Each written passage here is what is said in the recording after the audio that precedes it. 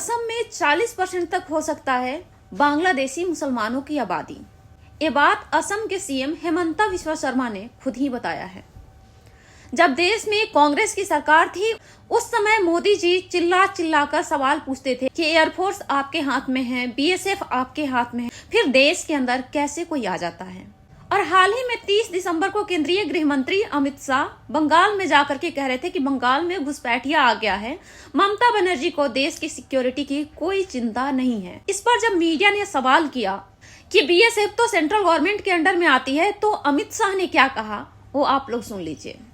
जो सवाल आपने किया है उस पे प्रतिक्रिया ये मिलती है कि बीएसएफ तो केंद्र के अधीन है, आखिर ये विरोधाभास तुम कहाँ भाभी जी को याद करते थे? मैंने पहले ही जवाब दे दिया।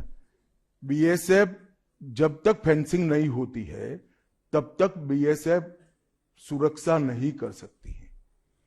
बीएसएफ को भूमि देनी पड़ेगी फेंसिंग के लिए भारत सरकार को। मेरे स्तर पर मैंने 7 पत्र लिखे ममता बनर्जी को। अमित शाह का कहना है कि बीएसएफ को फेंसिंग के लिए जमीन की रिक्वायरमेंट होती है, जो केंद्र सरकार का काम होता है प्रोवाइड कराना, जिसमें राज्य सरकार भी सहयोग करता है। मैंने 7 बार लेटर लिखा लेकिन ममता बनर्जी ने कोई रिस्पांस नहीं दी। हालांकि वीडियो 30 दिसंबर की है और जब ये वीडियो आया था उस समय मैं इस पर रिसर्च की थी कि अगर 7 बार सेंट्रल गवर्नमेंट की तरफ से लेटर लिखा गया होगा और ममता बनर्जी ने कोई रिस्पांस नहीं ली होगी तो जरूर इस पर कोई ना कोई हंगामा हुआ होगा, क्योंकि सेंट्रल गवर्नमेंट हमेशा अपोजिशन की जहां गवर्नमेंट होती है उस बात पे हंगामा करती रहती है।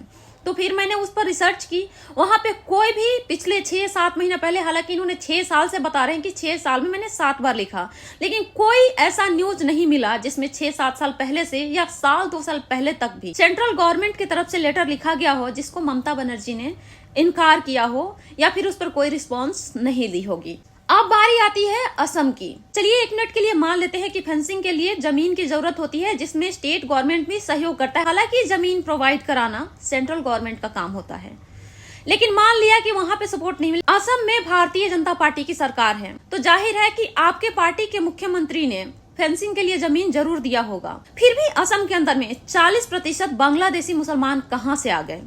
भारतीय जनता पार्टी झूठ बोल करके अपोजिशन को घेरती तो बहुत बढ़िया से है, लेकिन अपने ही बिछाए जाल में खुद ही फंस जाती है। लगता है हेमंता बिस्वा शर्मा भारतीय जनता पार्टी से नाराज है क्योंकि उन्हें जबरदस्ती भारतीय जनता पार्टी के अंदर में शामिल किया गया था। पहले हेमंता बिस्वा शर्मा कांग्रेस पार्टी में सीएम थे, उनके ऊपर 70,000 करोड़ का घोटाला का आरोप लगा करके उन्हें अपनी पार्टी में किया गया था। शायद वो पार्टी तो ज्वाइन कर लिए हैं लेकिन मन से भारतीय जनता पार्टी को वो सपोर्ट नहीं करते हैं, इसलिए उन्होंने इस तरह का बयान दिया है। क्योंकि इस तरह का बयान देने के बाद में एक मुख्यमंत्री को जरूर पता होगा कि आगे हमसे सवाल होने वाला है, क्योंकि देश की जनता पढ़ी लिखी है, पत्रकार जो होते हैं वो खासतौर से पढ़े लिखे होते हैं, तो अपने ही बिछाए हुए जाल में फंसना कोई नहीं चाहेगा। तो अब जवाब केंद्रीय गृह मंत्री अमित शाह को देना चाहिए कि क्या असम में फेंसिंग के लिए जमीन नहीं दी गई थी, इसलिए बांग्लादेशी घुस गए, वहां बॉर्डर सिक्योरिटी फोर्स कमजोर पड़ गया था?